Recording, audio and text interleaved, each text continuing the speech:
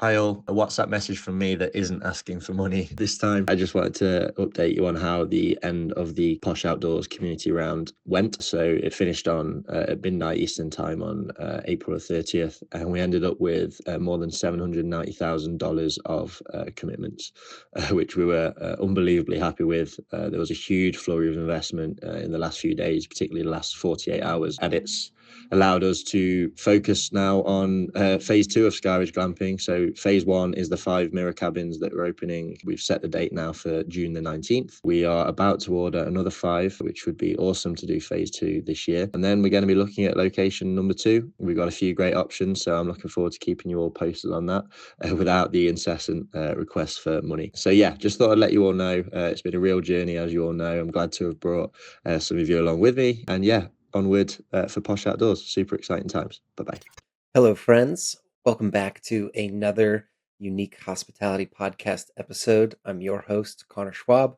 Today, doing another solo episode without Nick, sadly, but we press on. In today's episode, we have Quentin Incao of Q Hospitality Management. The reason why he's a pretty cool guest to have on the podcast is because in the hotel and in the RV park and campground industry, there are dozens of professional third-party management companies.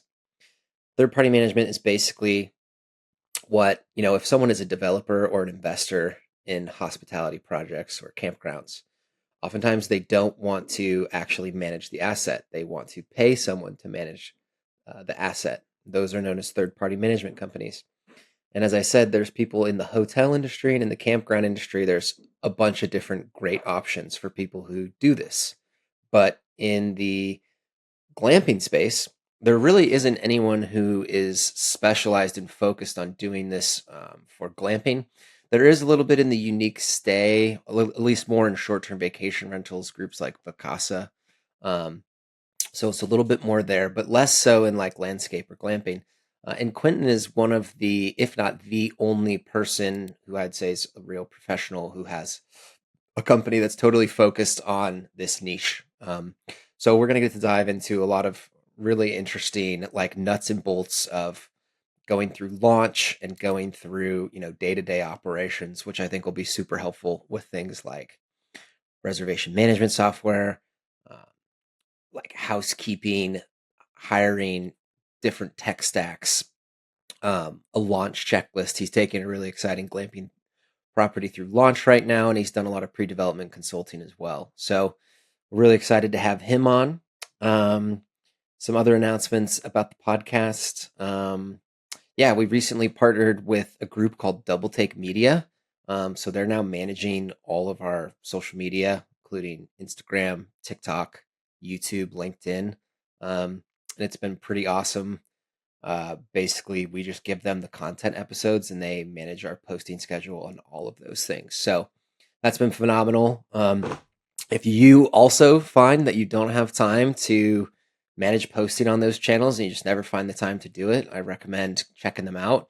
You can go to their website, doubletake.media. And I think that is all for now. So without further ado, here's Quentin.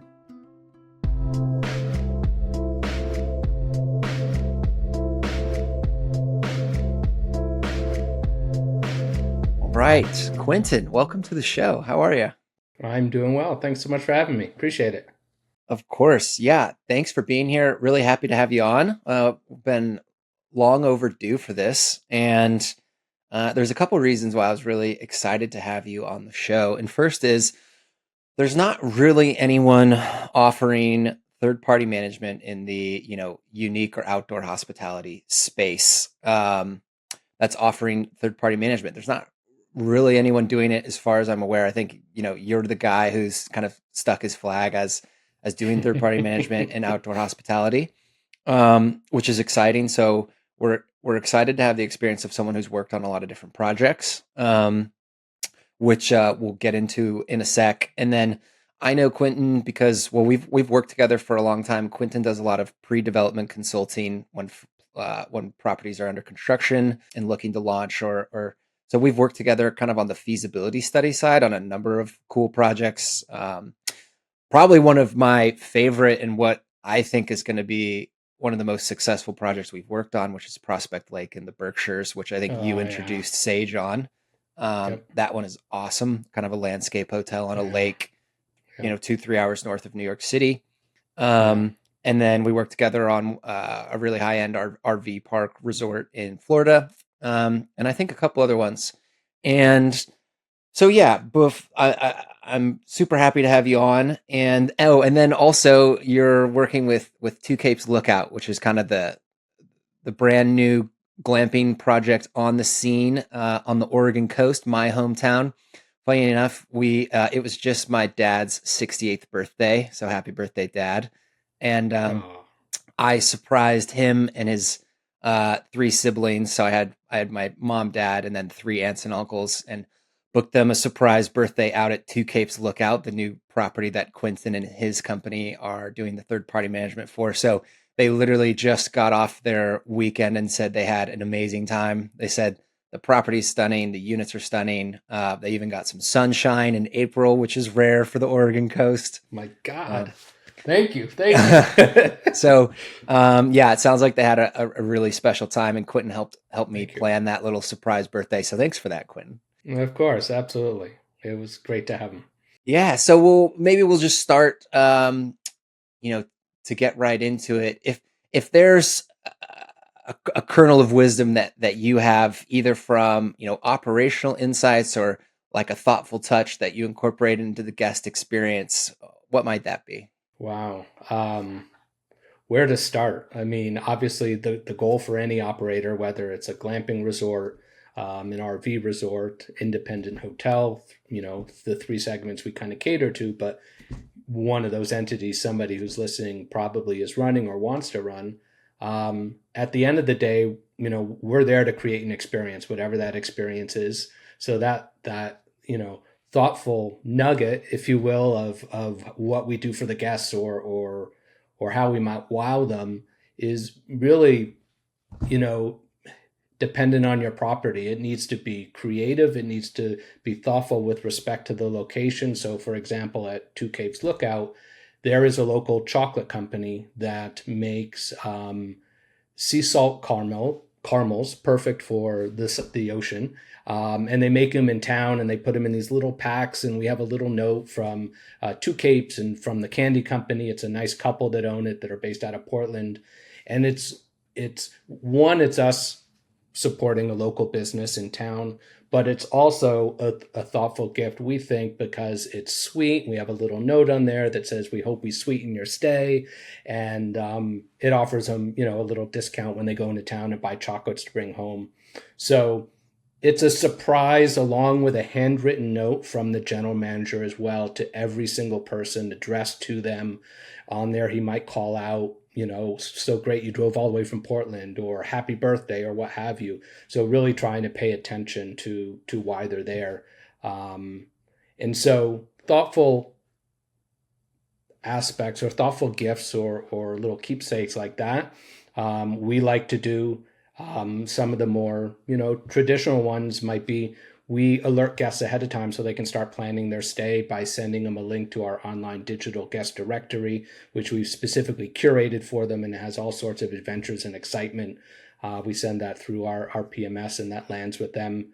And then when they're on site, soon, not yet, we will have a s'mores bell, more than likely. So similar to the camp dinner bell that they ring and everyone comes running for dinner. We have 2 big community fire pits where we do complimentary s'mores every night. And we light the fire pit and we bring them a s'mores kit. We're going to soon start ringing the s'mores bell. So when they hear that, they know the fireplaces are lit and it's time for some sugar. Man. And hopefully come running and eat all the s'more kits. So just fun things like that, just to try to be different than, other places that they've stayed at, whether glamping or hotel or what have you. I love it. And the handwritten note, always strong. It just kind of takes it one step further and adds that personal touch. Like, hey, this is a human to human interaction. It's hospitality after all, right? Yeah, exactly. It is hospitality. And then partnering, we talk with folks sometimes like, hey, what does your brand taste like, sound like, smell like, look like, feel like?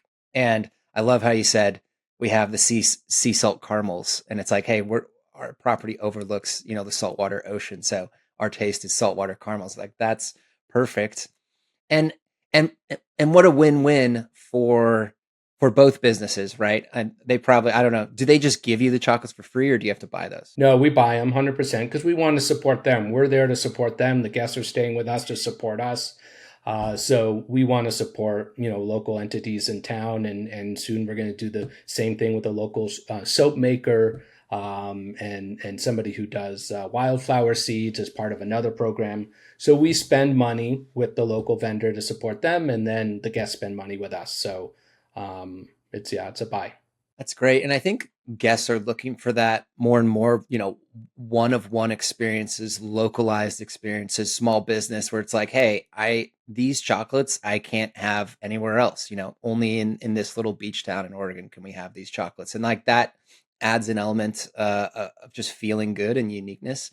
And I'm sure it's great for that local business, and they appreciate the business that you're sending them. Absolutely. And it makes the Two Capes, just using Two Capes as the example right now, it makes that stay more authentic to its location and to its area, because you are near Pacific City and Tillamook, and there's tons of things to do and lots of fun to be had, but it really localizes that experience versus, something generic that we got from Amazon or got mailed to us or what have you. There's thought behind it, and I think that's important, and that's what ownership likes at that property. What is it ever going to be in the future that you offer a Tillamook cheese charcuterie board? Well, Tillamook is just a little north up the coast. All jokes aside, we thought about that, and we do have a more expanded camp store coming to the property. Which I feel is, regardless of what properties we run, I feel having some version of a camp store is really important. Grabbing snacks, beer, wine, things for the kids, what have you. Bottle of wine for the sunset or walk down to the beach is important. And we thought about making a majority of what we feature, again, trying to be unique, authentic to our location, be heavily Oregon. Not only heavily coastal, but heavily Oregon. And so that would mean Tillamook cheese, which is right up the coast, where you can do an amazing tour of the cheese factory and get in line and have fun and try their ice cream and cheese. We thought about that. And so, yes, that is probably coming in some way, shape, or form. There's also a wasabi farmer near Pacific City, and we'll probably add a little local wasabi, some local cured meats, and then some Tillamook cheese. But to be determined. I love it. Well, that was a great intro. Maybe we could get a little bit of your background and how you got into the outdoor hospitality space. That is a very good question. The short version is I've been in the independent luxury hotel world my whole entire life. Started in New York City, worked in Pebble Beach, Santa Barbara, San Francisco, ultimately then in Seattle, opening up amazing independent luxury hotels. And I always chose the independent hotel side of the industry because we were allowed to think outside the box, do what we wanted, wear what we wanted, say what we wanted. We weren't told by the brands to wear this and say that, and this is the color of your shirt, and this is the name tag you'll wear. We could just do whatever felt creative and have fun and give chocolates and write cards for guests because we're allowed to, because we want to. We don't have to ask permission. And so that kind of, that side of the industry and that kind of hotel was always what I was attracted to. And so my entire career as an employee was spent in independent luxury hotels all around the country until 2012, about 14 years ago. I started Q Hospitality Management in Seattle. And the purpose of that was to focus on consulting to and providing guidance, support, and third-party management to independent hotels, or that side of the industry where I had just come from. And at the time, we did food trucks, which were super popular at the time. And we did restaurants and all sorts of things, recruiting, in task force support. And then as the years went on, we kind of whittled it down to what we were really good at, surrounded ourselves with smarter people to do the task force and do the recruiting. And we just focused on consulting, operational support, and third-party management for independent hotels and then outdoor hospitality. So higher-end glamping and higher-end RV resorts and parks. And what got us into outdoor hospitality was ironically a project where we were the asset manager back to Oregon, of Bay Point Landing, which is a beautiful luxury glamping meets RV resort in Coos Bay. Beautiful property, opened up roughly summer of 2018 or so, half luxury RV resort, half glamping with, maybe 40, 50 cabins by now. Beautiful $1 million clubhouse in the middle with saltwater pool, just beautiful. And we were brought on as the asset manager to oversee that property while a management company traditional in the RV space, but not in the glamping space, was running the property. And we came in to advise them on the hospitality side, the traditional hotel, boutique hotel, that type of experience that the guests in the glamping side were, on the glamping side were looking for. And so we spent 1.5 years doing that. And when we were done with that project, we walked away and said, wow, this outdoors hotel, this outdoor, hospitality, this is kind of cool. You're outdoors all the time. You're still creating a great experience. You're still taking care of the guests. You're still addressing them by name. They just happen to drive in with their hotel room, or they happen to stay in one of our cabins. And so that piqued our interest. And ultimately, because of COVID, we put the hotel side of our business on hold, or COVID put it on hold for us. And we said, why don't we take everything we've ever done in the hotel side of the industry, bring it to outdoor hospitality? Because at the time, there wasn't a lot of dynamic pricing and revenue management and all the things we've been doing for years in hotels. And that's really accidentally what got us into it. But honestly, at the end of the day, it's all hospitality, and it's all about having fun and creating experiences. Amazing. Was it when you were handing Coos Bay over to third-party management, was that to Horizon? So Horizon was there at the opening of the property. They had just come on as the management company maybe 6 months earlier, in somewhat of a pre-opening phase. They were the management company that we were guiding and supporting on behalf of Portland-based ownership, on the hospitality and the glamping and the experience side. And they are currently the management company of that property, I believe. I spoke with Scott earlier today. I saw him at the Live Oak Symposium in Wilmington, North Carolina this weekend, and we got to chatting because I'm working with, and I need to talk to you about this, but I'm working with Gather House Sauna founder out of Bend.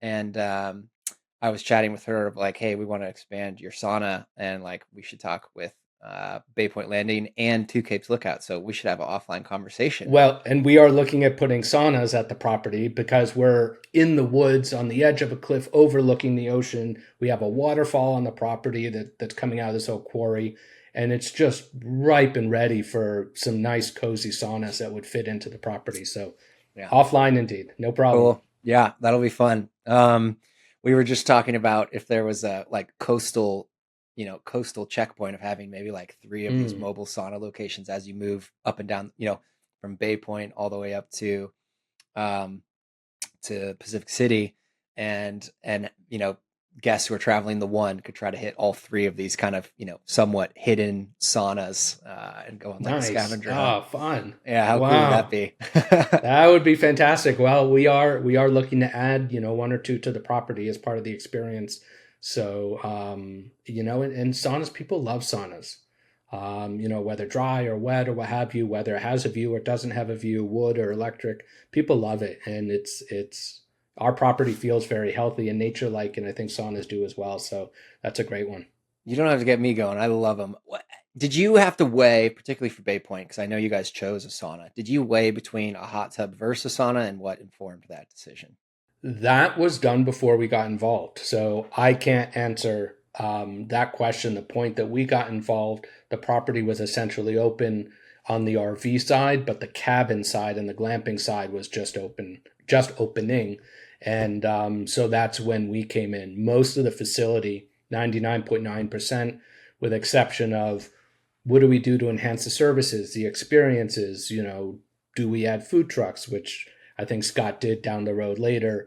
How do we monetize the event space? How do we get weddings in here? Do we use the guest name when we check them in? What does the guest in the glamping side expect compared to the guest on the RV side? That was really, where we came in to drive that side of the business and help ownership and Scott. So that more than likely that was Scott and the team and the owners that made that decision. But I would always take sauna over jacuzzi if I chose for a property. I'm thinking about it as I say it. I think I would always choose sauna. Glamping feels like, maybe this is stereotyping, but feels like a healthy experience. You're outdoor doing this fancy camping. Maybe you're in a cabin, a tree house, a yurt, a shipping container, geodesic dome like we have too, mirror cabin. And so it feels healthier, and the sauna feels healthier to me as well. And I feel that maybe a sauna feels more like something that people that go glamping would like over a jacuzzi. But a jacuzzi with an ocean view probably would be well welcomed, and I don't think anyone would complain. So maybe I'll think about both. I think you're right on. And the way I would think about that, and I do like what you said, where I think oftentimes glamping is a little bit more focused on wellness. And I think saunas are a little bit more associated with that. Whereas maybe hot tubs are a little bit more focused on like luxury and pampering, which isn't exclusive, but I know we have a lot more data to support, particularly through Airbnb, as well as the Sage Glamping database that I've analyzed. But there's an abundance of data to indicate how much more you can get in rates, occupancy, and RevPAR for a unit that has a sauna versus doesn't. And I can tell you, having done that analysis 100 times, typically units that have a private hot tub,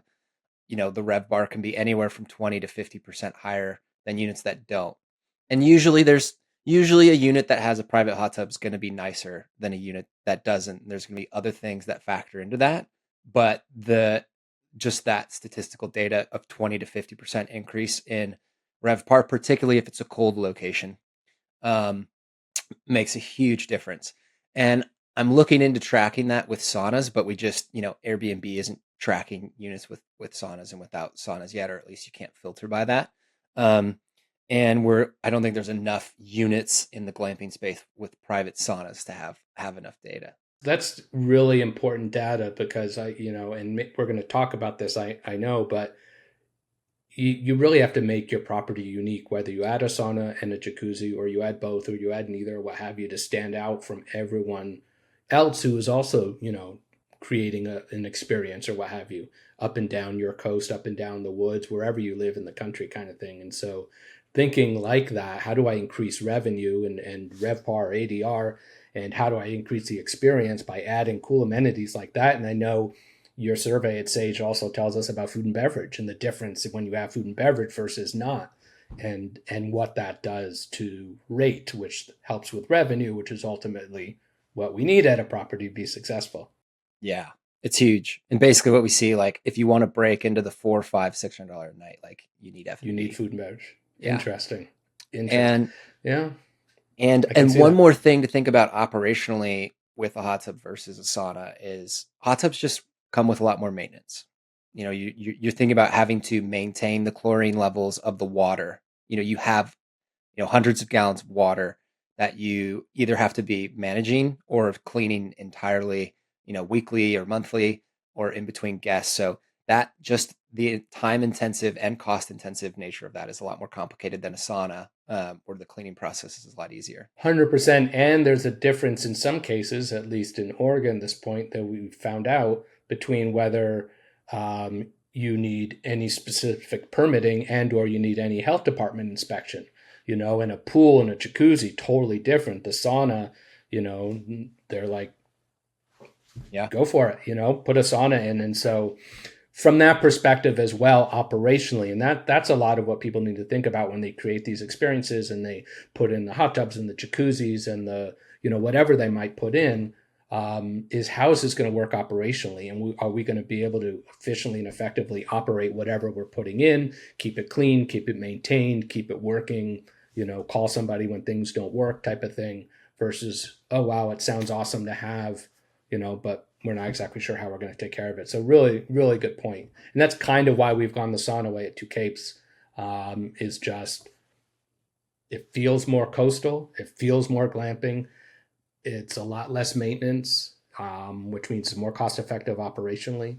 So, yeah. And I like what you said about the health boards or bodies because Mm, and I don't know this for sure, but I do think that pools and hot tubs are going to be more regulated. Although don't quote correct. me, I'm not an expert. And don't quote me either, but based on our research, that's 100%, correct, because the chlorine level and the pH level and the testing and all that you have to do versus a sauna is.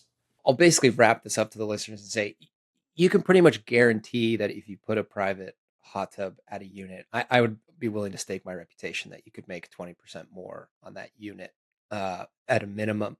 There's not enough data to support that on the sauna side, but I think we both Yeah, think it will help a lot it's as well. getting there. Yeah. And, you know, I also think the sauna cold plunge thing has come on to the health scene really fast. And we don't know, it's hard to say if the buzz around it will continue. I think it will because it's health and people are always going to be on board with things that have a real health impact. But jacuzzis are tried and true. We've been using jacuzzis at hospitality forever, so we know that drives rates. So with Q Hospitality, so you got into the outdoor space and put a focus on that in 2018 with Bay Point, and then you've kind of been putting a little bit more of a focus on it since then. Can you tell us a little bit about the types of projects that you have consulted on and what type of consulting you did for them? Yeah, absolutely. So again, we landed in outdoor hospitality somewhat accidentally, but somewhat serendipitously, I guess, because it's hospitality after all. We wanted to create experiences, lodging, just alternative lodging. And so coming from independent luxury hotels and doing the exact same thing, but in tents, tree houses, yurt shipping containers, whatever, totally made sense. And so all of a sudden, as we started to work on projects, we started to be known as kind of the glamping consultants, the operational consultants.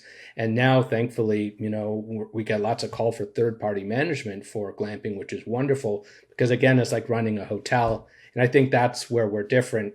We bring the hotel experience, which is different than other operators, and really running a nice glamping property like Two Capes, even though it's small, or like a property we wish we were running, but we aren't, Prospect in the Berkshires. That's 49 beautiful luxury cabins, which, Sage took part in on the feasibility. It's just like running a hotel. And so that's what we've started to become known for. And that's really what we're heavily focused on, is being the company known for outdoor hospitality management, whether RV resort or glamping. So a majority of the projects we've worked on have been maybe more on the glamping side. We've done Two Capes, which is now 19 units, 4 mirror domes and 15 geodesic domes and 4 mirror cabins, one by F domes, one by OOD. Great units. It's wonderful for that property. That's what ownership decided to go with. We are then working and basically have completed, though they're not opening for another month, on a landscape hotel in the Berkshires, which was an RV park from the 1960s, which was in horrible shape and only seasonal, hadn't been upgraded since the 60s, basically. And the local gentleman bought the property, scraped it, and with the same permitting and zoning allowed to put a park model, an RV or something on the property, turned it into a high-end luxury or approachable luxury landscape hotel.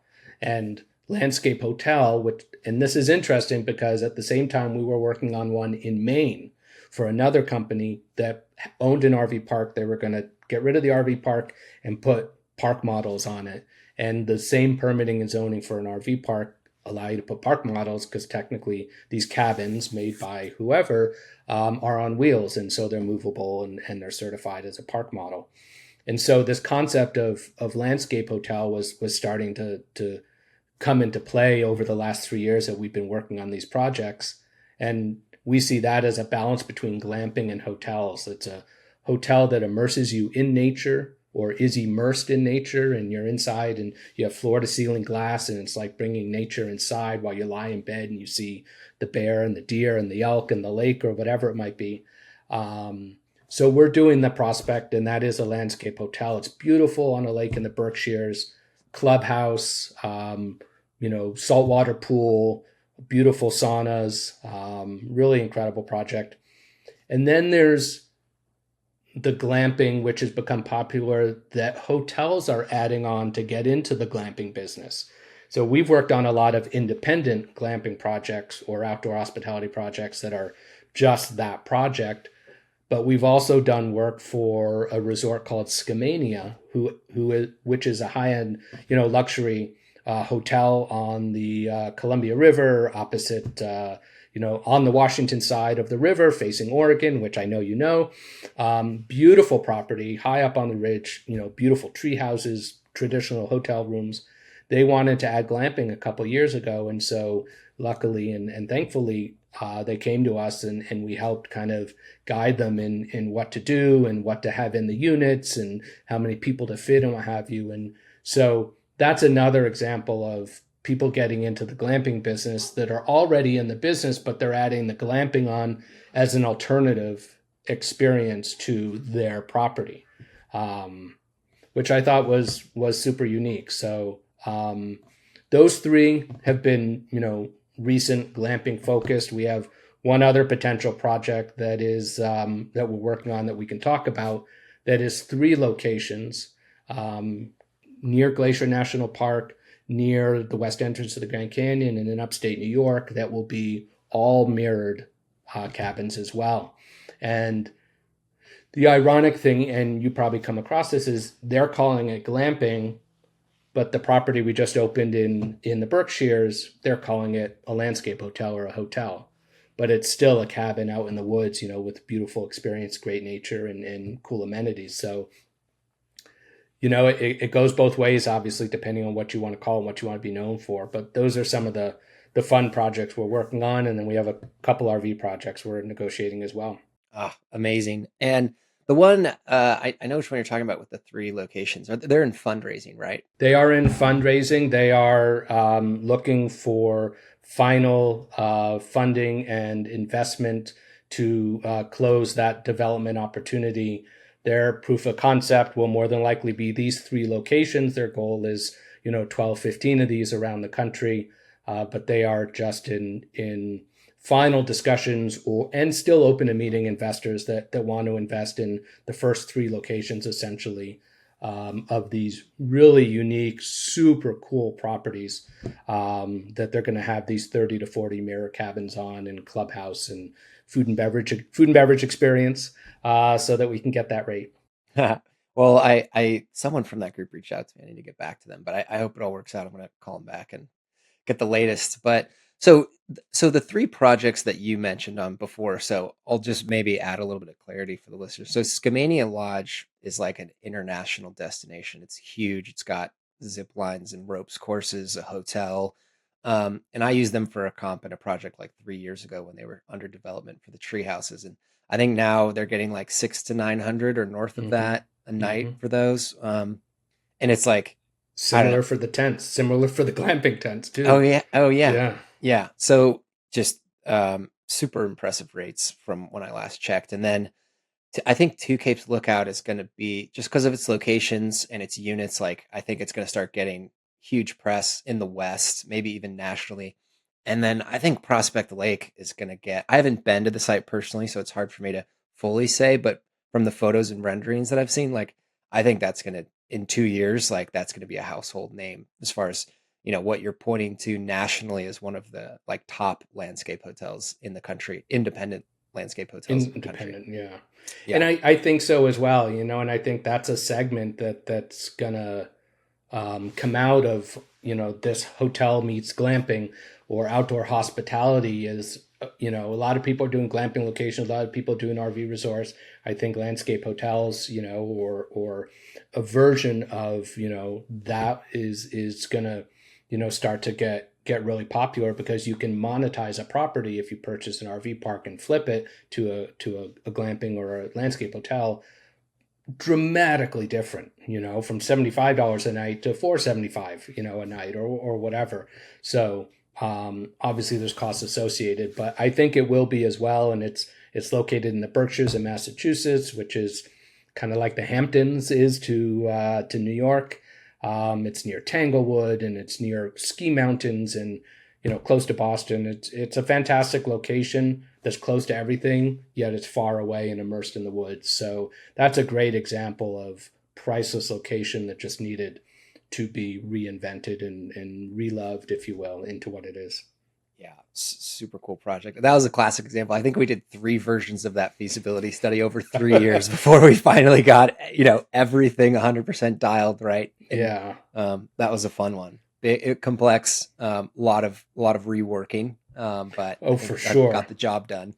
But that's the thing about feasibility studies is if you don't do that exercise before you get involved in a project or before you spend the thousands or millions of dollars on a project, you don't really know per se what you're doing or what the best way is to approach it or what kind of concept to create that will work in your area of the country based on the comp set and based on the rates. And that's why feasibility studies are priceless. It's worth spending the money up front to save the money in the long run from the mistakes that you might make if you don't have this information to kind of generally guide you, even if it's only a ballpark, generally guide you to what you're going to do. So they're fantastic. I mean, that it takes talent to create those, I got to tell you, and that's way over my head, but they're amazing. And we highly request, almost require that for any project we get involved in, because we want ownership to know upfront, what they're getting into to the best of their ability. Well, I know in us doing feasibility studies together that your insights in getting, helping us shape and craft a really informed study is always super invaluable. So we love getting to work with you. What does Q Hospitality, what do you guys do for your clients? Like what's from the pre-development and then the third party management, like what is it that you guys are helping clients and properties with? Yeah. What the heck do we do? Good point. Sometimes I wake up and go, I don't know. But the truth is, the truth is anything and everything. And, that answer, as kumbaya as the sounds is on our website. And it's our mantra, the answer is yes. And if it's not yes, it's yes. And if it's still not yes, it's yes. And that is really what we approach our business by, and what we live by. So if a customer comes to us and says, hey, I'm thinking of doing a project, here's where I am, sounds fantastic. We can't take care of you because you haven't even done your feasibility study. Let me introduce you to somebody smarter. They'll take care of you. Get the feasibility study done, then come back to us and we'll talk to you and maybe we can take care of you. So we never want the answer to be no. We always want it to be yes, we can take care of you, or yes, we have somebody who can take care of you. And we like to surround ourselves with smarter people that can help us out, because there's many things we don't do. And we'd much rather rely on folks like yourself for those feasibilities and Sage. So what we do is the consulting, operational support, and third-party management, specifically for higher-end RV resorts, higher-end glamping, and independent hotels, typically under 150 rooms or so. And the consulting, operational support, and third-party management are almost steps in the progress of a new property. They'll call initially and we will review their performas if they've done them, or we'll create them for them. We'll review their site plans. We'll steer them toward a feasibility study. We'll say, do these 5 things first before you spend any money here. You need to spend money here so that you can save money over here in the long run. Then when we get involved, we help with all the pre-development. We don't do the permitting or the zoning or anything like that. We bring in experts for that, or typically, ownership will bring that to the table, but we do the operational side of the property. So we do the pro forma, the OS&E budget, the pre-opening budget. We do all the hiring, we do all the technology sourcing and everything like that to set up the property. We're part of the pre-opening team with the designer and architect to make sure not only are things pretty, but they're functional. So we make sure that, they don't forget housekeeping storage and which way are the carts going, where are they going to plug in when they need to charge, and, so on and so forth. And we can do that all the way up until opening. And then we can be the third-party management company like at Two Capes and operate the property as the management company for multiple years. And we have a lot of projects where folks come to us and say, I want to develop it, but I don't want to run it. I don't know how, I don't have the time, I don't live close, I just want somebody to run it. And so we step in and we manage the property for them anywhere. And that covers anything from hire to fire. And we do that for multiple years on their behalf. and they step away and we step in. And so we can come in at any one of those three phases, just the consulting in the pre-opening, and management, which in a perfect world is what we love to do because we are focused on growing our management division. But we can certainly come in at any point in there and just do their budgets for them if that's all they want, because they want to do everything else or they don't have a budget. So those are really the three areas that we focus on. And for us, it's the most important thing is that it's the right level of property. So I think we're the best fit for a property that's more similar to an independent boutique hotel. So little higher end, more attention to service, more attention to experience type of thing. What's a typical, how does the payment structure work, for good your question. clients if they want to hire you and pay, Q or just, what's typical for third-party management? And just to maybe reiterate for the guests. So to simplify things, let's say I own Two Capes Lookout and I'm an investor and I'm a developer, but I don't want to run the day-to-day operations of the hospitality projects that I build. I would then go hire a third-party manager who oversees all the operations, before it's open or when it's open, most typically. And then you pay that third-party management company, which would be Quentin in this case, you pay them a fee. And how does that work, Quentin? Good question. And often, you being the fictitious owner of Two Capes Lookout, you would have come to a management company like Q Hospitality or anybody else probably when you were just creating the concept, or at least a year before, because that's when a management company starts, or should, in a perfect world, at least a year in advance, or when the project is kicking off and you're designing the property, laying it out, and making all these operational decisions that the operator at the end of the day is going to have to deal with. You should have them on board at least a year to a year and a half before the property actually opens, because they have so much to do to get to opening that they have to be there that far in advance in a perfect world. Once they're there, to your question, and they are then the management company, most management companies charge a percentage of gross revenue. So we're incentivized, as we should be anyway, to drive gross revenue, because the higher the revenue, the better it is for the owner. But then at the end of the day, the better it is for the management company, because our incentive is based on gross revenue. So we get a percentage of gross, which depending on the property, and there are exceptions made depending on our desire to participate in management of the property, whether it fits in our collection, their budget. Usually it's 3 to 6% of gross revenue that is collected on a monthly basis as the management fee. And that is for us to oversee all operations from hire to fire, oversee sales and marketing, hiring, you name it. The owner steps away, we take care of that. There is sometimes a little incentive management fee, which is an incentive paid on controlling costs and driving a good gross operating profit. Larger properties might have that in place, and that incentivizes the management company to control expenses and drop as much to the bottom line as possible, which is where the owner benefits. But otherwise, it's on the gross revenue typically. Mm-hmm. Yeah, and at Sage, we always project a management line item, which is what most professional buyers will automatically add in, and that we basically usually start at 5%. And if that's a great starting point. Yeah, and that's if it's a really small property, it might go up to 66%. And usually oftentimes management companies will have a minimum fee, and that could be, $50,000 a year or higher. Really very good point. Very good point. Because if the property's revenue, again, what the management fee is on, doesn't get them to a minimum management fee of 50, 60, 70, 100,000, whatever it is, you're right. Then the percentage will go up for them to be able to hit the minimum. Really good point. Yeah. So sometimes it might be higher in the first year or two as the property's stabilizing.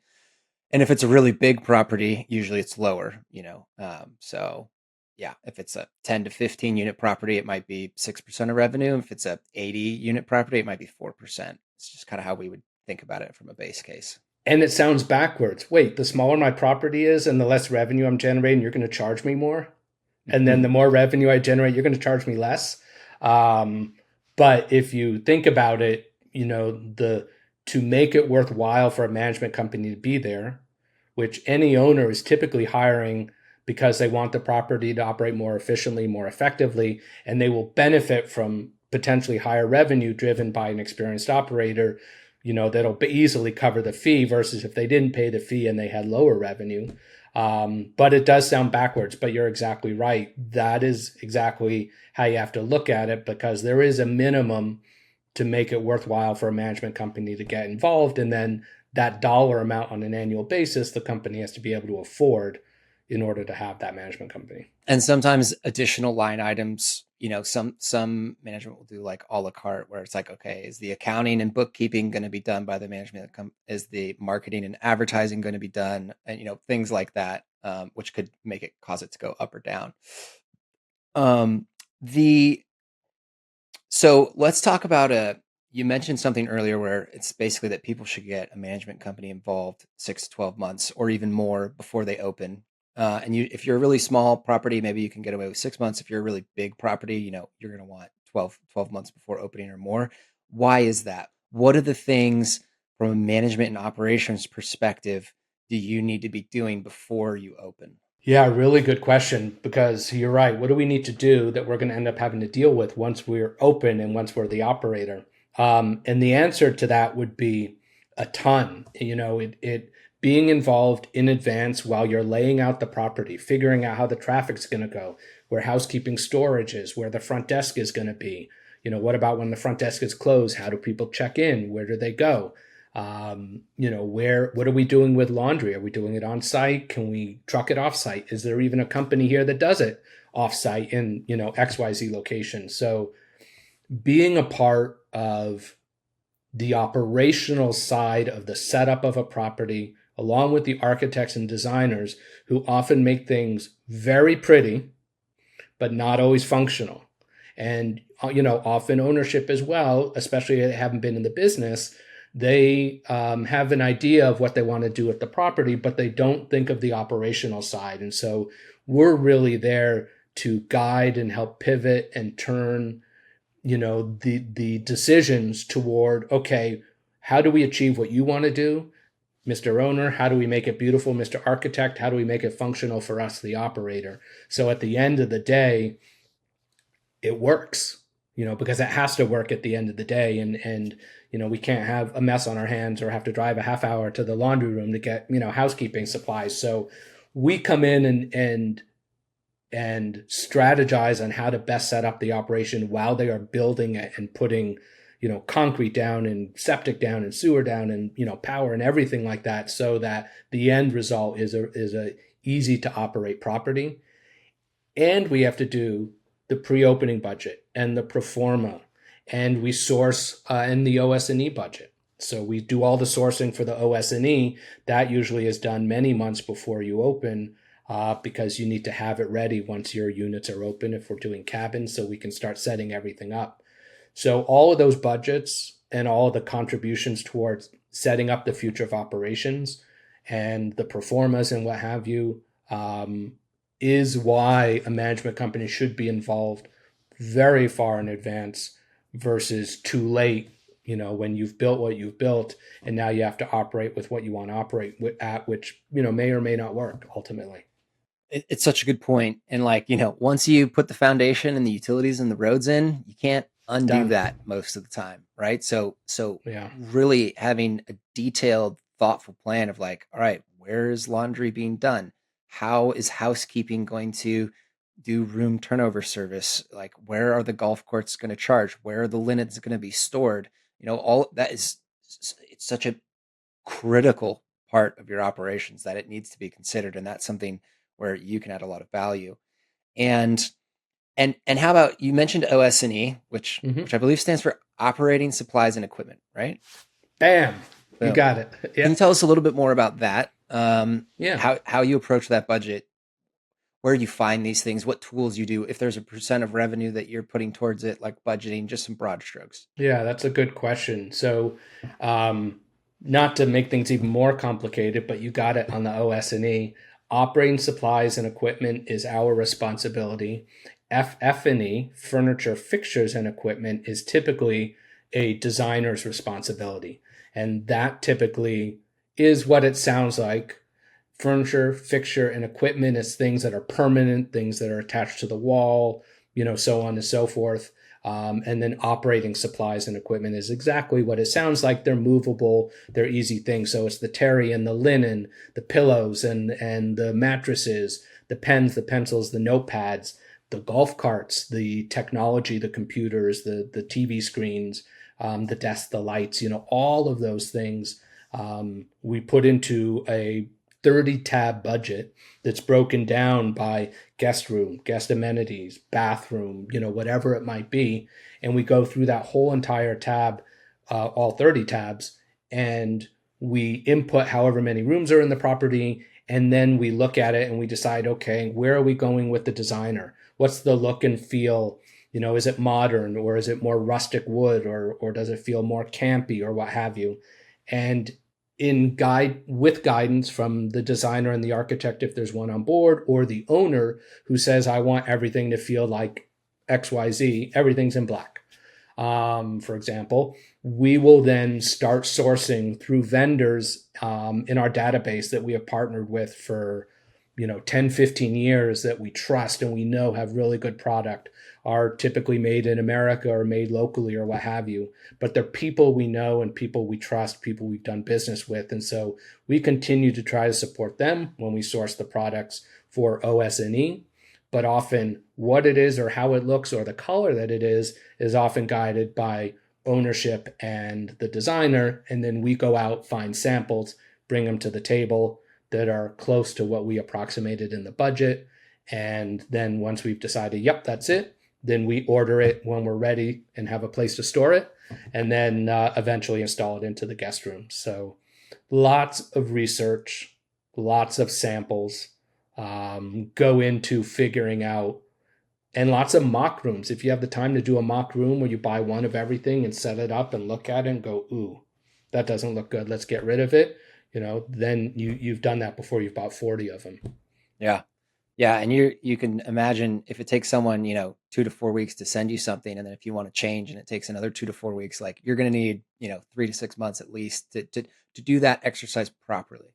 And that's why we're on a year ahead of time. That's perfect. I mean, that feeds into exactly the point you made up, why a management company who's going to be doing that side of the development of a project, which typically they do in all cases, most cases, that's why they have to be there in advance, because it really is a process to decide and to get samples and to look at it and to get all the opinions and to touch and feel it and to set up a mock room and then say, okay, this is what we want. And then it might be another 8 weeks before you can get it, kind of thing, depending. So that's a perfect example of why you need someone who's doing that as far in advance as possible, or at least a year in advance, so that you have the products in time, so you don't delay your opening and then delay the revenue stream. Hello, listeners. This is Sherry Halala, founder of Sage Outdoor Advisory. If you're launching an outdoor hospitality project like glamping, we can help. We offer feasibility studies and appraisals. What that means is we look at your specific market and proposed business offering and complete an in-depth analysis to make sure that your planned business will be profitable. Getting a second opinion on your proposal and forecasted financials is critical to understand before you spend years of your time and hundreds of thousands of dollars. This is particularly important if you are looking to raise money for your project from a bank or private investors. They are going to want to see this type of deep dive analysis from an independent third-party specialist in the industry. We at Sage have completed well over 250 feasibility studies and appraisals in outdoor hospitality in North America in the last 4 years. So we understand what it takes to bring a project from concept to reality. If this sounds like it could be helpful to you, you can go to our website, sageoutdooradvisory.com, and schedule a call with our team. While you're there, check out our proprietary glamping database map too. Thanks. Now back to the show. And so I think at Sage, we usually lump OS&E and FF&E in our projections. And the typical starting is we'll get the total we'll get the total square footage of the buildings on the property, and we'll multiply that budget by 15%. And that's kind of like a starting point. And then we'll adjust that up or down depending on how nice it is, how nice per square footage, or how nice the FF&E and luxury level and things like that. And that just to give you an idea of like a first pass at it. And then the much better thing to do is exactly what Quentin said, where you go literally room by room, line by line, and figure out exactly how much it's going to cost and get your, OS&E budget within 10% of what it actually will be. And so what is there like is there popular like websites or platforms that you use for like purchasing those OS&E materials? Interesting that you say that. The answer is no, because we rely on our vendors that we've used for years, that we bought product from for years, or that we've recently met at industry trade shows. We go to a lot of invite-only trade shows. There's one called Hotech. There's one called BuyTech. They're more in the hotel side of the industry. We go to the Glamping show. We go to the RV show. And we find cool products and vendors that we like and that we meet in person. And so we buy from them. So we tend to go to vendors that we already know, that we bought from for years. And so we don't need to go to a general purchasing website. That said, there is a new service that we recently discovered. I'm going to quickly look it up for you. That is a purchasing service. It isn't Host GPO, is it? It isn't. It is called like Minen. It's a really cool. It's called MINOAN. MINOAN.com. It's a purchasing service that the hospitality industry uses, that we've just discovered, that allows us to purchase from hundreds or thousands of suppliers through one platform. So I don't have to log in to company 1, company 2, company 3 and buy the products. I can just log into this one company. I can get all my products through there. It feeds through there, kind of like a purchasing program, if you will, and you can actually pay all your invoices through it as well. So we are going in the direction, as we start to get busier and start to have multiple projects going where we're purchasing for multiple projects, to use one of these, this service probably, to allow us to kind of aggregate all of our purchasing in one platform, because we can go to 10 different vendors and don't have to log in 10 times. And then it's all in one place, and we can see the invoices and pay them or what have you. And we can even put in the vendors that we have really good relationships with, which again is important to me, to continue to support them. And that's typically how we make our purchasing, or do our purchasing, because we have specific vendors that we want to use for pillows. We love XYZ vendor, and Down Etc. does great pillows and comforters. They're in San Francisco. We use them all the time, unless ownership has a specific request. And so we do that with a couple things. And then we go to platforms like this, or Amazon, which has become super popular. And frankly, for Two Capes Lookout, I'll be honest, we purchased a fair amount from Amazon that was just easy to get. We needed wagons for the property. We needed some of the housekeeping supplies. We needed, locks to lock up, real estate boxes to lock up a key. Amazon was so easy to purchase everything. So we pull them in as well, and it helps us save our ownership lots of money, honestly, based on their pricing. Mm-hmm. Yeah, I recently, Minon, I haven't heard of that one, but it sounds great. And I recently went to a speaker presentation from Host GPO, which sounds similar. It's a little bit more geared towards short-term vacation rentals. But yeah, it's basically a purchasing site, and they help you with that type of stuff. They shared a really great OS&E budgeting sheet. Like one-stop shop kind of thing, where you can get, that's the way it's I think it's going. And those have been around for a long time for the hotel industry and for the big, massive hotels. But for the small mom and pops and everything, I mean, even this one that I mentioned, there's no fee associated, nothing. It's totally free, because they benefit in a different way, yet it makes all your purchasing so much easier, and it gives you a place to find things. Otherwise, you're starting from scratch and you're Googling, tissue cover holders. Yeah. And one thing that I learned that I'd always wondered, but I'd never known, is that there's different FF&E and OS&E that's rated, like, I forget the actual rating, but like it's rated for hospitality or it's rated for commercial use. So like if you just get a chair and a dining room table from, Amazon or Wayfair for your unit, those tend to be very cheaply built, and they will get scratched, they'll break. Units that are used commercially and for hospitality take a lot of abuse. And if it's like sheets or towels or something, they're getting washed hundreds of times a year. And so you want to be purchasing, I think it's contract grade or commercial grade, uh, furniture and linens and things like that. So they last more than 6 months, or they last more than one season. So it might be twice as much, but it could last you 3 or 4 times as long.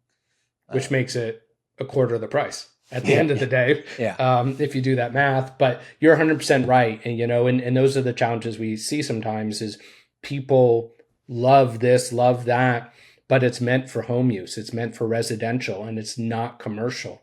And you have to buy commercial in 90% of the cases, because yes, you'll pay more, but it will hold up to the wear and tear. And that is so important, or you're going to end up spending more money in the long run replacing stuff every 6 months. So really good point. Totally on spot. Yeah. Amazing. Agreed.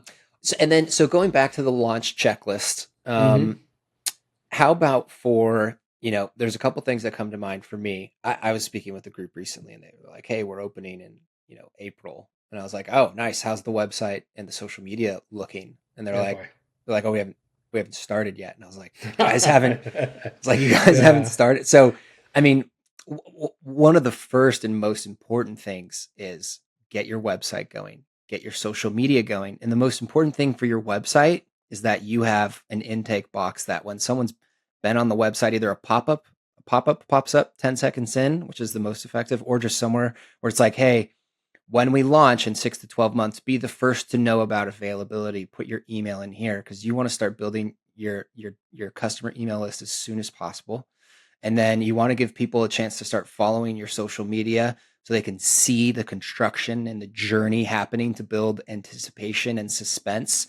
So that, ideally, you have thousands, and then you want to open up your booking calendar 3 to 6 months before you're actually open, because oftentimes, we're working with a company who's opening in June, and we really rushed to get their reservation system open. So, because people are booking their summer plans 3 to 6 months in advance. So if you're not opening your reservation calendar until a couple weeks before you open, you probably missed 80% of the customers for your summer season, because they already booked. Yeah. Or any season, honestly. I mean, it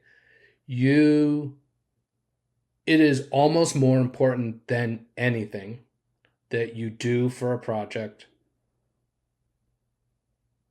more than anything that I can think of, almost, except for funding, and hiring the right, consulting management team and all that, and doing a feasibility study. But it's almost the most important thing to do if you want to launch right, is getting your tech, specifically the website, the social media, and then eventually the PMS. So the website booking engine can feed reservations into the PMS live way before you think you'll need it. You need to start telling that story. You need to start getting exposure. You need to build the social media database, the email database, like you said, when they sign up and they come to the website type of thing. You can market to everybody well ahead of time to build the excitement. Oh my God, I can't wait to see this place. I can't, wait to visit. You have to. And then 100%, like you said, launch those reservations, pre-opening rates, super early discount. You were the first to hear about us because you're on our email list. You get 50% off. You book for the next month or whatever. You need that base on the books of reservations. Doesn't matter what time of year you open, spring, summer, fall, or winter.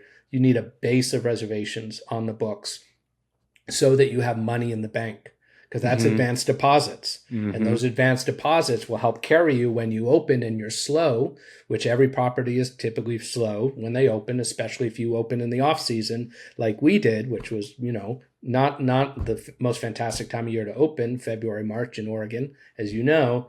But if you open your reservations ahead of time, you can build a base of a business on the books and have those advanced deposits. It will help carry you.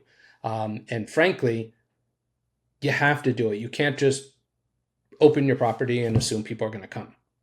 They don't know about you if you don't tell them. And so if you don't push hard and spend a fair amount of pre-opening money on advertising, social media, retargeting, whatever it might be, signing up with the OTAs if appropriate, getting the website going. It'll be a tough opening, and so that's probably the most important thing. And another reason why you need a management company on early, because they will help get all that set up and they will help push everything in that direction and help you get your brand going. And SEO is so important. And so when you launch a new website, like day one, you are, the 100th out of 100 businesses to get ranked. When if someone searches hotel or glamping or rooms near me, when your website is 1 month old, you're going to be the last thing to pop up in Google as a search, because Google hasn't decided whether or not you're a credible business and like healthy and real, because they want to prioritize the most legitimate listings first. So the day you launch your website, the least priority it's going to get. So you almost always need 6 to 12 months to even start to do decently. And usually it takes, 2, 3, 4, 5 years to be ranking, first or second in a market for certain search terms. So without paying to be there. Yeah. Organic. So, and then what I try to tell people as well, for the companies that I've seen launch super successfully, is, ideally, like if you open your calendar, let's say 4 months before you actually open, then you almost want email signups and social media following for the 6 months before that 4 months to be basically like building up interest, demand, and momentum, so that the day you announce that your booking calendars are open, availability is like flying off the shelf. And the reason why that's important is because of a scarcity mindset. And because if you're, especially if you're only opening like 1, 2, 3 months at a time, and I don't know if you have any experience with that, Quentin, it's kind of a probably non-traditional way to do it, but like if people are logging into a booking calendar and they see it's only half available, they're much more likely to be like, oh, this is going fast, I should really purchase something now before it's all gone. Versus if they go into a booking calendar and it's 90% available, they're like, you know what, I'm going to come back to this. I got time. I'm going to come back to this. So like having that supply and demand. Yeah, having that build up. So I guess interesting. Well, one, what's your thoughts on, like, I don't know if you've dove into that strategy of availability or opening a couple months at a time, or how that any thoughts on that? Yeah. I think I haven't done it. It's not traditional in the hotel world. The tradition, right, wrong, or otherwise, is open up everything or a year out so they can come and they can book, because you want Easter, I want 4th of July, and my brother wants Christmas. And so, open it up so that we don't lose them. But the mentality of leak a little out, leak a little out, leak a little out kind of thing, is something we've actually had a discussion on for some of the potential future projects that we're negotiating, to build that buzz. Get the folks in the database before you launch the booking engine 100%, then launch specifically just for them, and then trickle out a little bit at a time and say, starting on Monday, July is going to be available, be the first one. It's almost like Black Friday or Amazon Monday or whatever. So it's a great approach, and it's something we've been thinking about, but we haven't done it ourselves, and so I don't have any proof of success or lack thereof. But it's basic supply and demand. It just makes people want to be there potentially more because there's so little to pick from. I love it. Yeah, I'd be curious if you play around with that, because it's non-traditional. Most people don't do this, but I have seen a couple companies do it, and it takes the pre-marketing, 12 months before opening to do it well. But like, if you think about this, you want to drive people to your website to get their email so you can communicate with them directly and have their contact information. And then you want people to have an incentive to go to your website and sign up. So you basically say, when we open June availability, we're going to send this out to the people on the email list first. And then you do that, and it kind of creates this like cascading effect where they look and they're like, oh, June has hardly any availability. I need to get on this email list so when they open July, I might have a chance of getting something. and then when they open July, and it just kind of snowballs. And I've seen one Smart. property do that super well, Tenzin Hot Springs in the Gorge, not far from Skamania, actually. They killed that. And I was on their email list, and I could not get a space to save my life. Wow. How big a property? It's small. It's only 6 units, so like it's a lot easier to fill that up. But sure, but the concept that you're bringing up is spot on. I mean, it's, you're creating the demand by controlling the inventory. Mm-hmm. And it's a fantastic idea. You make me feel good for having considered it and not done it, and you make me feel bad for not having done it. But that's a fantastic idea, and it's that's the out of the box creative marketing that you need to do to set yourself apart. With so many hotels and glamping destinations and RV resorts opening, you really need to set yourself apart with something unique like that. So that's really cool. So if someone was having a marketing and advertising checklist pre-opening, like what, if you're like, hey, and then also if there's a budget, let's say Two Capes was around 20 units, right? 20 units? 19. So what's maybe a reasonable budget that you'd be putting in for, hey, we should be spending this on these things and doing this checklist? Like, what does that look like? In the pre-opening phase before you're open? Uh-huh. And then if it changes when you are open? It definitely changes when you are open, and often the first 2 years in a budget, as you know from doing feasibility studies, what you have in the marketing might be tens of thousands of dollars more than what you're ever going to see in the marketing budget in year 3 or 4 or 5, because hopefully the hundreds of thousands or tens of thousands you spent in year 1 and 2 and pre-opening now contribute to the buzz that you're getting in year 3, 4, and 5, so you can spend less because you're a known quantity.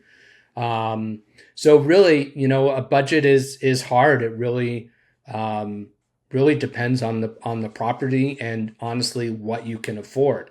I'm serious, but maybe silly to say as much as possible, as much as we can get, as much as ownership will approve. Two Capes Lookout is a small property, and so our budget for pre-opening marketing there and post-opening in the first year is only a couple $1,000s a month. And so that 3 or 4 or whatever, you just have to spend wisely on what gives you the most bang for your buck, the most ROI, the most subscribers, the most reservations. All of it needs to lead to revenue. All of it needs to lead to reservations, whatever it is. And so, for that property, there were reasons why we couldn't do a lot of pre-marketing in the development of that property. But in most cases, you can be marketing and spending tens of thousands of dollars a month on social media and retargeting, on placement in TripAdvisor, on placement in Expedia, on placement for Google Hotels type of thing that can all start driving business to the property. So, I think initially for the property in Massachusetts, though the budget changed, we had $150,000 or so a year in marketing. Now that was the overall marketing budget. Probably 90 of that was spent on social media and ads and maybe some traditional magazine placement or e-blasts or what have you. But you have to do it regardless of what the budget is. And you have to do it well in advance. You have to do it post-opening. And in theory, you have to spend as much as you can, I believe, in pre-opening and post-opening for at least the first year to really rise above the fray and to get that Google placement, like you're saying, and show up in the searches and so on and so forth and become, a known entity. So I say spend as much as you can. It's almost more important than any other area, because without occupancy, you don't have revenue. Without revenue, you don't have a well-operated property. And at the end of the day, that's what you need for ownership. Yeah, I love it. And I totally agree. And I'll build on that. Yeah. Starting the marketing and advertising like 12 months in advance. And the way I think about it is, and I was actually just doing a pro forma for a property that my family put an offer in on. And, like first and foremost is like your website, right? that's like the first thing you're going to build. And that might be, Mm-hmm. building a website isn't that expensive these days. 5 to 10, 5 to 15, depending on who you hire. Yeah. Yep. Yeah. So anywhere from 5 to 10, maybe you could get by with something cheaper, depending on how integrated like your reservation management system is and things like that. And then, yeah, very important. And I'm going to ask your opinion on what systems you use for reservation management in a second and why. But the other thing is going to be photos, videos, drone shots. Getting the highest ROI money that you're going to spend is on photos and videos of your property. Obviously, you need the product to look good and you need the property to look good. So that might also factor into furnishing and landscape maintenance and things like that. But like your photography and drone shots and videos that you need to be getting ideally in all 4 seasons. That's how I think about it. Is it like you want to be paying for photographers and videographers to be coming out in each season and getting that content so you can be starting to market it in the future in those buckets for the time of the year. Yep. But yeah, so like, and that might be $5,000, $10,000, $15,000. Usually there's a lot of every realtor or every Airbnb is going to use professional photographers and videographers for their real estate ads or listings. So you can usually find them pretty easily and for fairly cheap. But paying for that up front, the SEO on the website, there's a lot you can do. Like we pay a guy, Blue Carrot, for Sage and for Sandy Vance, who's amazing. He's like super affordable. It's probably going to cost you like $1,000 a month. I think we usually pay like $500. And then for social media, probably like around $1,000 a month for someone who's just posting your content regularly, 3 times a week.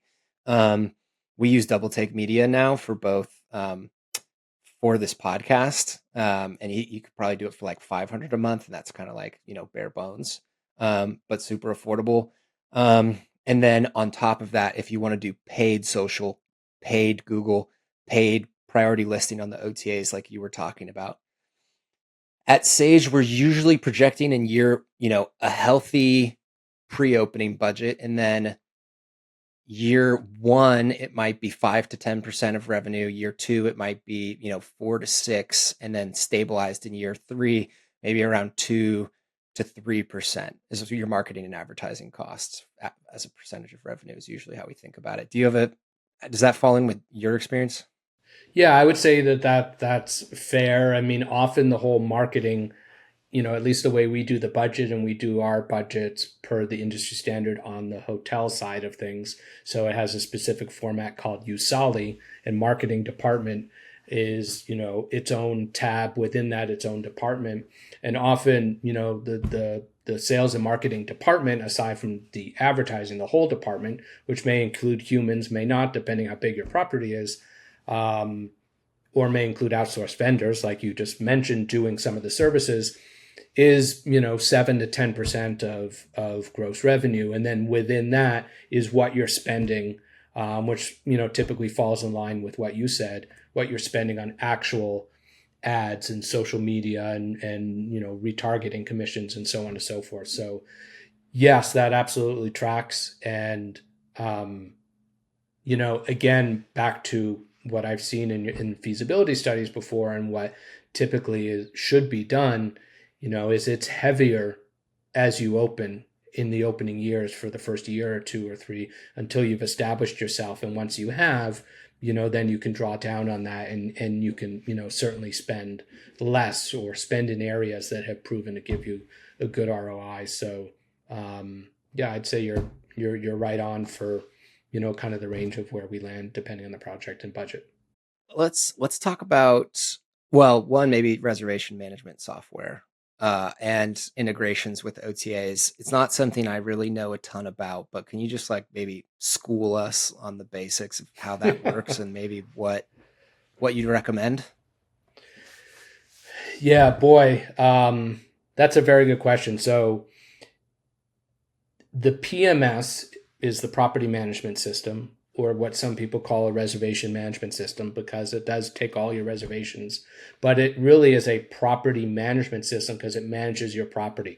All the reservations come in, you check people in, you check people out, you charge them for expenses, you get reports on how you're doing occupancy wise, where people are coming from, so on and so forth, depending how detailed your PMS is. And a PMS is really, really, really key to running a property efficiently and effectively. And there are tons of them out there that are cloud-based, that are easy to use, that don't cost a lot to start up, that if you're a basic property, give you the basics.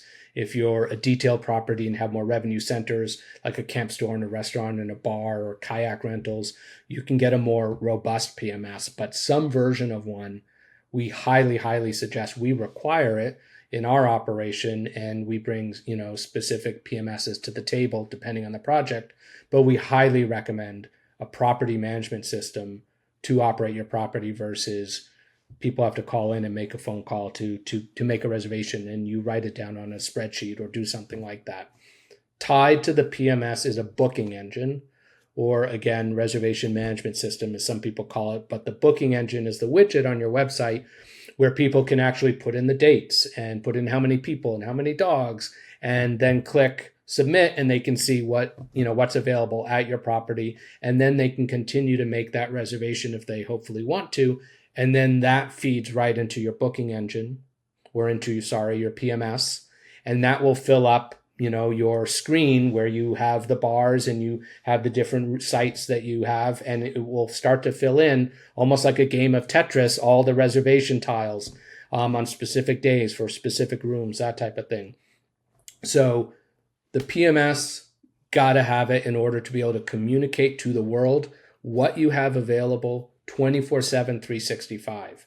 The booking engine you have to have tied to the PMS, and most PMSs come with a built-in booking engine, whether it's NewBook, which is the system we use at Two Capes, or it is Stay List, which is one we're looking at, which looks super mean and lean and can do all sorts of things, is as robust or minimal as you want it, but it's easy to use for the younger generation who's used to, Facebook or Instagram or TikTok or something like that. So when we have PMSs that work the same way, it's easy to train a younger generation on how to work the front desk.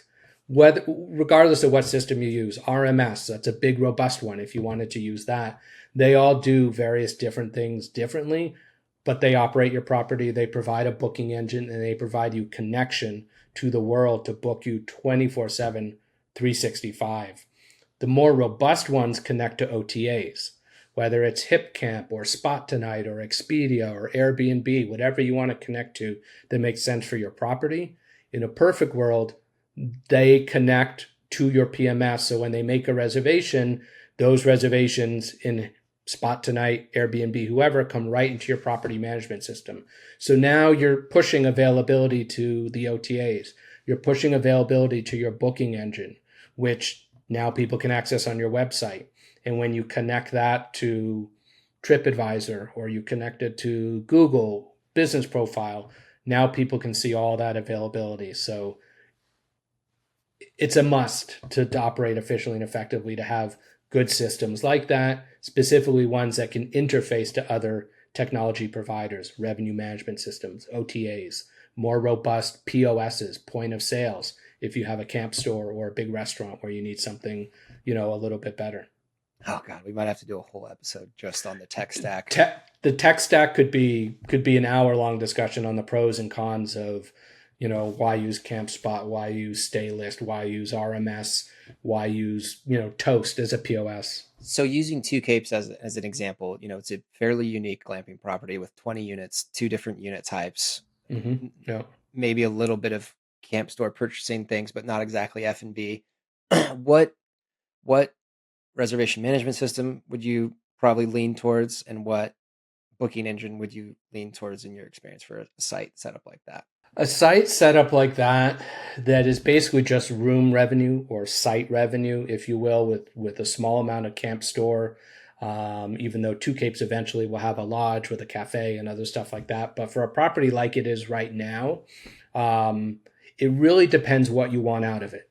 If you want to go lean on the staff and you want a lot of automation and a lot of AI, I guess, and communication from the system that goes out to the guests via email and via text, you can get a robust system like NewBook, which is what we're using at Two Capes right now. And it's a very robust system, way too robust for Two Capes, but it automates so much that it allows us to run Two Capes pretty lean. And we can send pre-arrival messages. We can send the pre-arrival, registration card via text or via email. We send them a note every night via text at 8:00. Hey, we're closing in an hour. Is there anything we can do for you? We send them one at 6 that says the s'mores are out. So if you get a robust system like NewBook, you can automate a lot. If you get a little bit less of a robust system like StayList, which is great, easy to use, cloud-based or what have you, there's maybe a little bit less automation in there, but there's maybe an easier learning curve, when it comes to training a small, lean team at a small property of only 19 or 20 units. So I would go in the direction of, a StayList for that property. Again, if you want something easier to learn, a NewBook if you want something more robust, an RMS if you want something more robust, but you're going to pay more for that robustness than you would with a leaner system. How much does it cost per month for maybe a standard package for your PMS and your booking engine for that tech? Boy, that's a depends, and you asked about booking engines, and most PMSs come with their own booking engines, so StayList does, RMS does, NewBook does, CampSpot does. Some of the more robust ones allow you to bolt on a different, booking engine, and people would ask, why do you want a different booking engine? The booking engine is the first thing the guests see, and if it's not easy to use and intuitive, and it's not sexy and doesn't have a nice user interface and it's horribly formatted, a lot of people will be turned off and move on, or they can't figure out how to find out a rate or something like that. So the booking engine is really important. Hotels often will bolt on something different than what comes with the PMS. Outdoor hospitality, it kind of depends if you can afford to. The cost for a PMS, again, it depends. Some of the ones I've talked about are essentially free to start up, or $1,500. Don't quote me, but like a StayList, and some like RMS. Again, don't quote me. Get your own quote, please. But RMS, is like $4,500 to $5,000 to start up, because they do a lot of the building and the setup for you, versus a StayList or probably a CampSpot or somebody that's a lot more cost effective to start up. They have you do a lot of the setup. And so you're paying less, but you're doing more of the work. You're paying more, and they're doing more of the work for you. So that's typically the difference, at least in the startups. Free all the way, and you get what you pay for, but free all the way to like $5,000 is what we've seen with systems we've looked at. And then once you own the system and you're using it in your property, each PMS provider goes a couple different ways. They either charge a percentage of the revenues that come through, usually 1% to 3%. We've seen 1% to 4%. Some will charge a per reservation fee, anywhere from $1 to $3 per reservation, or $1 to $2 per reservation that comes through. And that's how they make their money, on top of a set fee that you also pay to have the system. So again, some systems are per system. Like NewBook, we pay a set fee to have the system, get all the updates, get all the support. We can call them anytime for help. And then we pay a per reservation fee.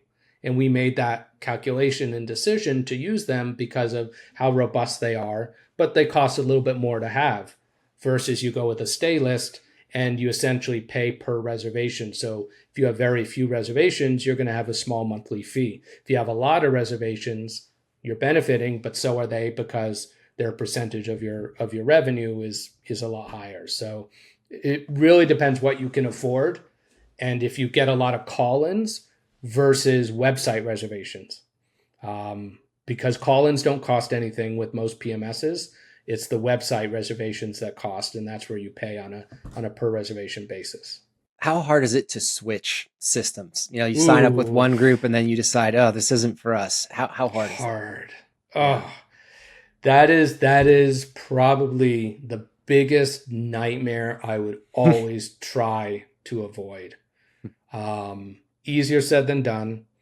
I belong to various groups on, outdoor hospitality, RV, glamping, Facebook groups, and I see people in there all the time talking about, I joined this company and I don't like them. I'm going to move to this company, or I'm leaving this company. I'm going to this one. What's your experience with it? And it's amazing, what causes people to do that.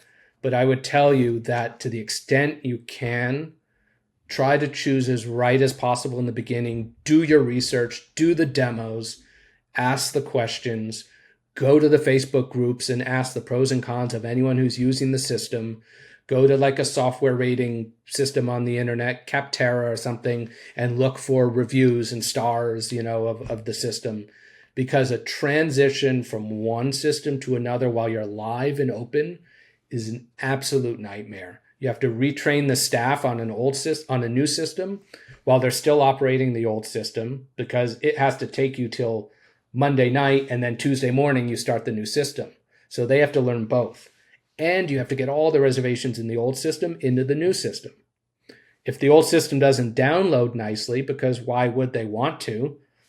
Because they're losing their contract, you're going to have to manually put in or upload a edited version of all the reservations into the new system, and then make sure that they all look right. And then transfer all the deposits.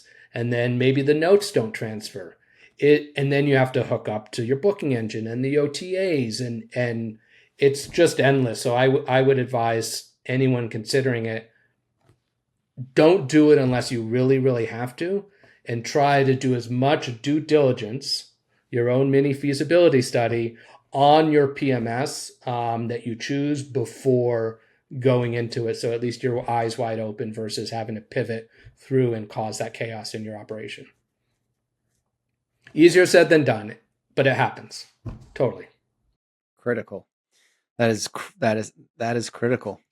And oftentimes people start with 2, 3, 4, 5 units, and then they do an expansion. So one system that might be good for you when you have 5 units versus when you have 25 units can change. But this is a good cautionary tale where it's like, hey, you might just want to start with the good system, even if it's overkill, because switching is going to be a nightmare. And I've heard that before as well.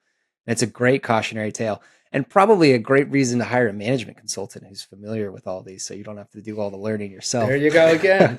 Yeah, absolutely. Let us tell you, what mistakes we made in the past, and let us at least, bring some to the table and let you choose. And we have specifics that we like to work with depending on, what properties we're working with. In all technologies, we have an accounting system that we use, that we mandate. We have a PEO, a professional employer organization, that does all of our HR, that we mandate. We have preferred POSs, PMSs.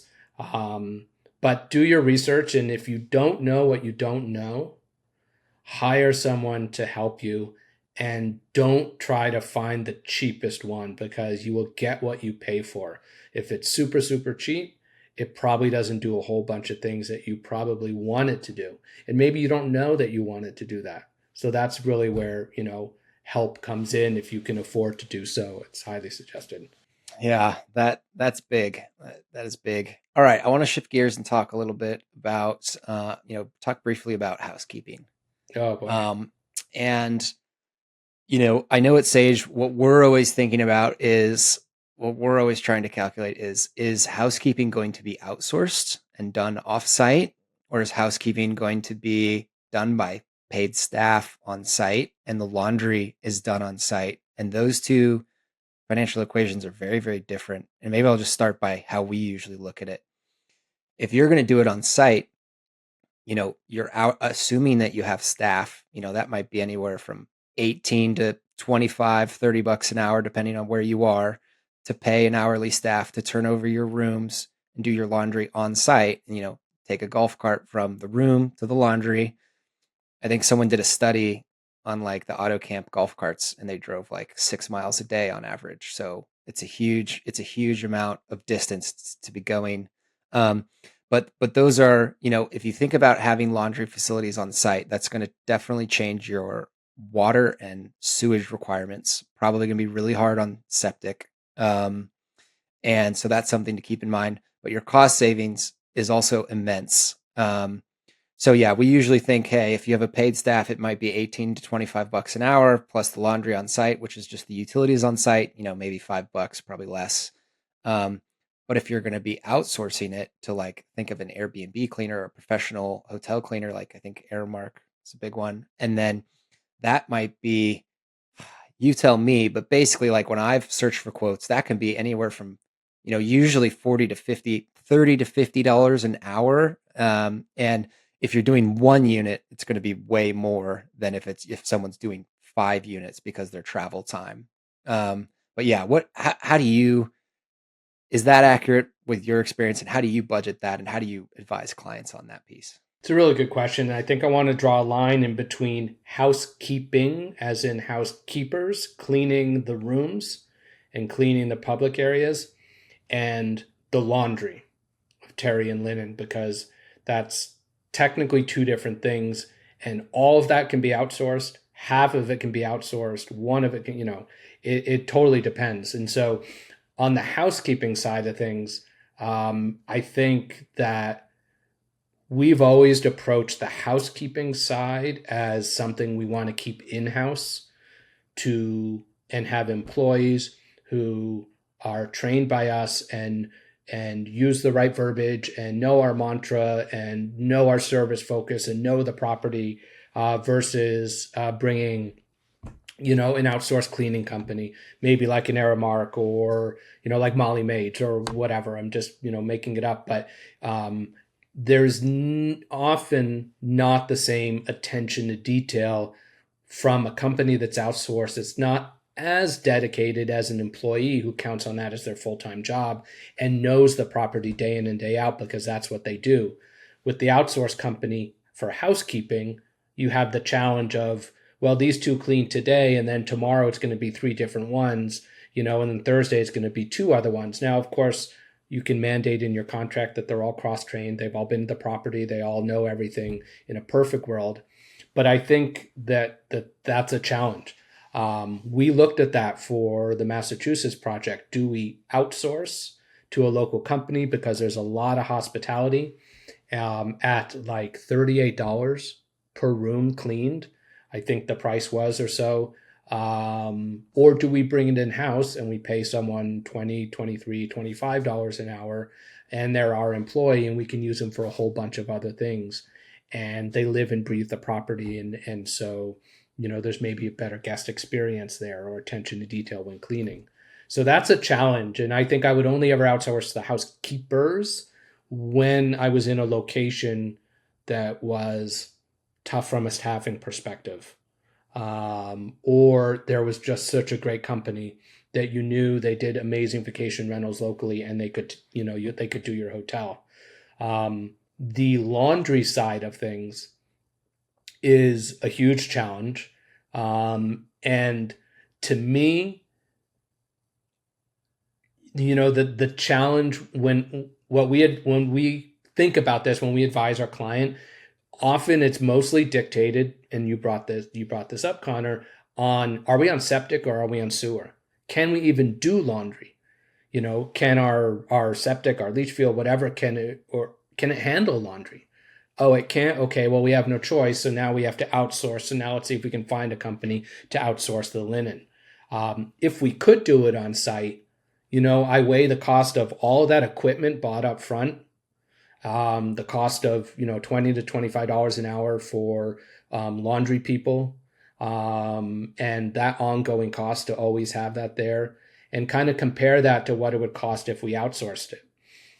We are outsourcing at the Massachusetts project. It just proved more viable because we couldn't do laundry on the property. The septic would not handle it, and so that was not by choice. We had to.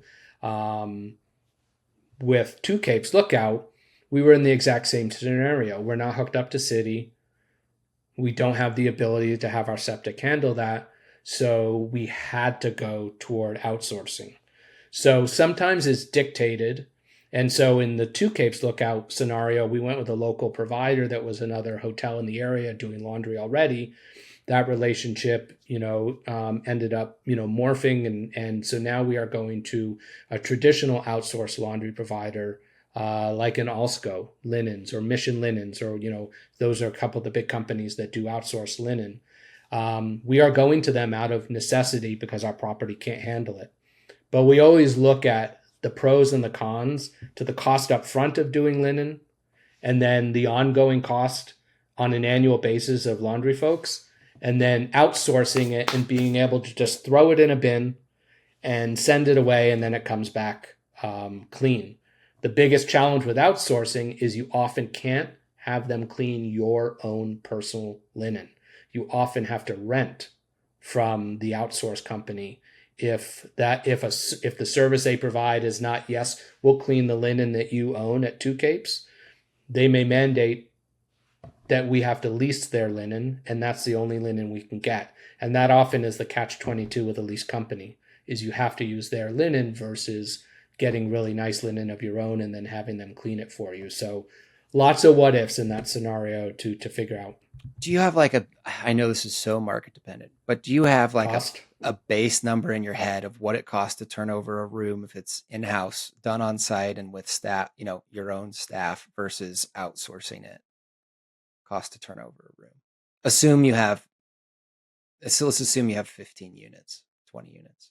I don't think I'd want to throw out a number for that. That would be close to accurate, because honestly, for a property that has 15 units, in-house laundry is way too expensive to have. It just doesn't pencil. We would never consider in-house laundry, even if we could do it. Unless we were north of 30 units or what have you, because you can do laundry for 30 units with, let's call it 2 people. You could do laundry for 15 units with 2 people. But look at the cost difference compared to the revenue of 15 units versus 30 units. So for a small property, again, unless there's not options to outsource it and it makes sense and the front desk can do it while covering the front desk, or the owner does it or the manager does it, we typically don't look at it for the super small properties. So I can't really give you an in-house. It's been a while since we've actually done it in-house, because most projects, we've essentially ended up outsourcing it, whether we owned it and they did ours or we had to rent it. And that often has come in around $10 to $20 per checkout based on outsourcing it. Wow. And the checkout is assuming, triple sheeting. So 3 sheets, 4 pillowcases, 2 hand towels, 2 washcloths, 1 bath mat kind of thing as a general guide, maybe 1 blanket in there if there's a throw or something and it's dirty. But $10 to $20 per checkout just for cleaning the linen. That's before cleaning the room, and the housekeeper spends 45 minutes in there at $25 an hour. So you have to add all of that in. And to your point about driving around at auto camp, you're paying them to drive around the whole entire time. That's called travel. You have to work that into your budget. If it costs 45 minutes to clean a room, it really costs an hour, because you have to add 15 minutes in there for going to the cart and coming back, going to housekeeping, getting more stuff, bringing the dirty laundry. The whole time they're on the clock. So you have to think about all of that when you lay out your property. And that is a beautiful example of why you often bring in a consultant or a management company a year before, a year and a half before, because they will say, okay, I see where the cabins are. Where's housekeeping storage? Where are we dropping dirty linen? Is there an intermediary so they can just drop it, get new ones, and go back, versus going all the way back down the road 10 minutes, 5 minutes, whatever, to get, clean linen. So that is part of that strategic thinking. And then, are we going to have to outsource, or are we doing everything in-house? And what are our options? All that has to be thought about a year before as you're building the property, so you build it right to be able to handle whatever the end result is. Mm-hmm. So if you're budgeting, and this is what we always have to do at Sage, which is why I always ask, Of course, your numbers. What's a cost to turn over a room on average? I think you mentioned, let's say $15 for the laundry and then $25 for the cleaning. Does that sound about right? Yeah, you're So like at $40. 40 bucks, 40 bucks. Yeah. I'd say that's usually around where we're coming in. And if you think about, if you're charging, $300 a night, like, that's $40, or in some areas where there aren't these services, and, housekeepers might be able to charge, it might be 60 to 80 bucks to do this laundry and room cleaning. Now, if you have a $300 a night room and you're paying someone $50, like that's 20% of your room fee right there. So it's hugely important. And then, if it's a bigger resort and you can do laundry on site, like, you got to think about septic, the utilities, building a laundry facility, 4, 6, 8 commercial washers and dryers. I mean, you're looking at 100, 200, maybe more. 1,000. Yep. Yeah, maybe 250, 300,000. But you might cut in half your cost of laundry potentially. So you gotta run those numbers. And like Quentin was saying, you might just have restrictions in your, you just might not be able to add laundry to your facility, and that's that, right? So you can only outsource. Then you should figure out what that is. But such a critical piece to do in due diligence, because it could change your projections dramatically. 100%, especially for the capital up front, if you do laundry. And then if you don't, then your operating expenses long-term, both ways, 100% has a huge impact. Yeah. You bet. All right. There's so many things we could talk about, but I know we're getting pretty long here. So, what's next for you at Q Hospitality? Like, where's your company going as far as goals? Good question. Our biggest goal right now, and what we're working on, every single day is really the building of our management division. So for most of the 14 years, we've been simply a consulting company providing the consulting and operational support, but not third-party management. We relaunched. We did management before COVID. Then COVID came. We put that on hold. We did consulting and jumped heavy into outdoor hospitality. We relaunched third-party management within the last year and a half. Mostly focused on outdoor hospitality, which is 90% of the calls that we're getting, still focused on independent hotels as well, but mostly outdoor hospitality. So we are focused on growing that division and really becoming a contender in that division of higher end, more luxury service focused amenity, full glamping and RV, properties. Typically on the larger side, glamping 30, 40, 50 units, RV 1, 2, 300 type of thing. But we'll look at any projects. But management, that's our focus. And often consulting leads to that. But that's the future for Q Hospitality. And we really seem to have become known to be able to consult on glamping. So now we want to be known for being the go-to management company and one of the few that brings hotel experience, which I think is important in this segment of hospitality. Oh, I love it. So if people want to get in touch with you to learn more about your services, what's the best way for them to get in touch with you? Beautiful. We'd love to hear from people that want to hear a yes. Reach out to us at qhospitalitymanagement.com. That's the letter Q and then hospitality management spelled out. Give us a call, 425-654-5555. Find me on LinkedIn, but reach out probably via our website. We have use cases on there. We have examples of what services are covered under third-party management or pre-opening consulting. We have clients on there. We have current projects on there. And then we have a submittal form that people can fill out with their property information. It gets sent to us and we take a look at that, and it gives us insight into whether we can help you and how we can help you. Amazing. Well, Quentin, such a pleasure to have you on the show. That was we got into some real nitty gritty, critical things for operations. So we'll have to get you on again in the future to maybe dive into some of those things a bit more. But yeah, such a pleasure. Thanks, Quentin. Thank you so much, Connor. Really appreciate it. Have a great one. Hello, friends. We've chosen to work with Double Take Media for the professional management, marketing, and advertising for our podcast. We recommend you check out their services to see if they're right for your launching business as well. You can learn more at doubletake.media. Thanks. Now back to the show.